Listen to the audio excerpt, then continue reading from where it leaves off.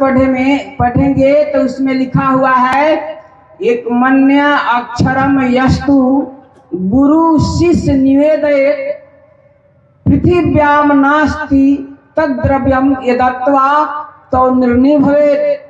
गुरु जो अपने शिष्य को एक मंत्र भी बता देते हैं, उस मंत्र के ऋण से छूटने के लिए पूरी पृथ्वी का दान कर दिया जाए, सारा वैभव दे दिया जाए, तो भी शिष्य अपने गुरु के ऋण से ऋण नहीं हो सकता है। तो ऐसे मंत्र मिलता कहाँ है? संत के सानिध्य में। लेकिन उसके लिए आपके अंदर वैराग होना चाहिए। जब वैराग होगा तो आपके अंदर श्रद्धा का उत्पन्न होगा, समर्पण होगा, तभी श्रद्धा का उत्पन्न होता है। श्रद्धा समर्पण नहीं हुआ तो श्रद्धा नहीं होगा।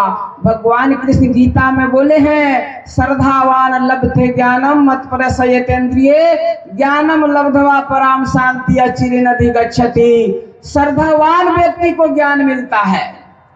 अगर आप भी गुरु में श्रद्धा कर लेते हैं तो आप गुरु के ज्ञान से वंचित नहीं रह जाएंगे।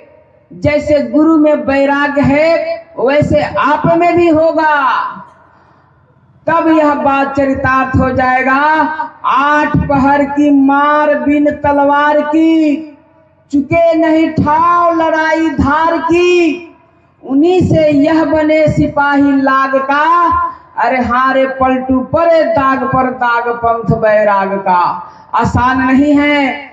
जितना आपके अंदर बैराग उत्पन्न होगा उतना ही भक्ति में आप आगे बढ़ेंगे। और जब तक राग लगा हुआ है भक्ति नहीं मिलेगा।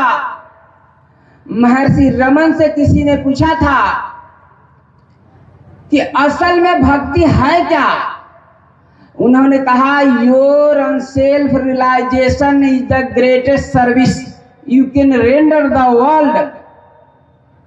स्वयं को जान लेना ही सबसे बड़ी सेवा है। और यह सेवा आप अपने घर में ही नहीं पूरे वर्ल्ड को प्रदान कर सकते हैं।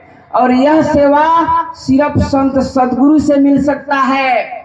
संत सदगुरु के बताए हुए मार्ग पर चलेंगे तो संत सदगुरु क्या बताते हैं? इंद्रिय निग्रह, यही छठी भक्ति है। और 7वीं भक्ति है मनोनिग्रह। मनोनिग्रह भी ऐसे नहीं होता है आकर घर में हुई खटपट तो कहने लगे चलो बाबा जी के मठ पर। अब बाबा जी ने बता दिया काम तो कहने लगे कि घर ही में था आराम। ऐसी सड़ा हुआ भक्ति से भक्ति नहीं मिलने वाला है।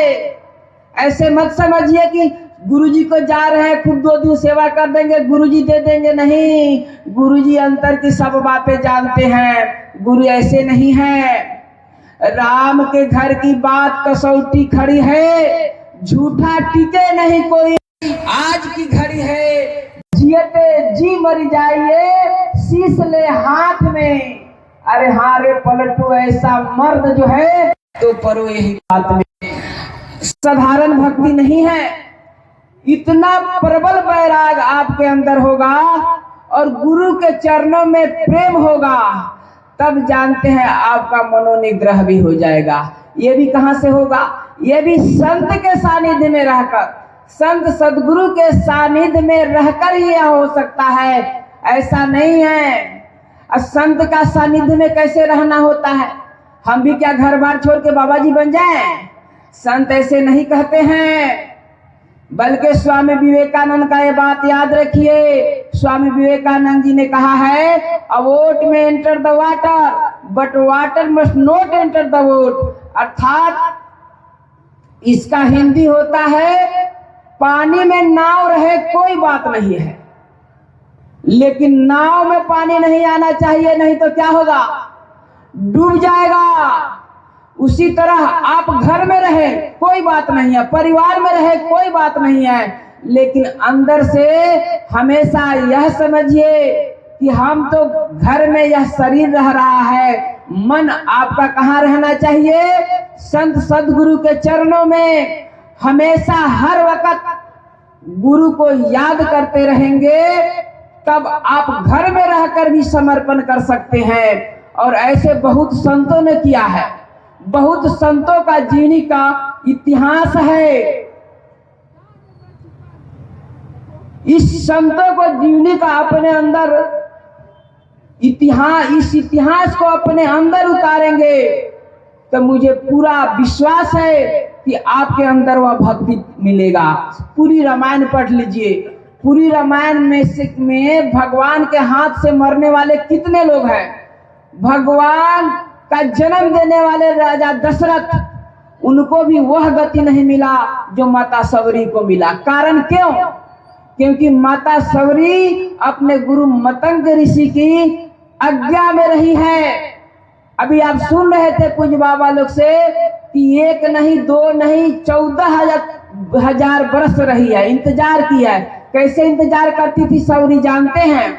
सवरी जब घर में जाती थी, जब से मतंग ऋषि चले गए तब से माता सवरी घर में जाती थी तो सोचती थी क्या कहीं दरवाजे पर राम आ गए होंगे और चले जाएंगे, दर्शन नहीं होगा।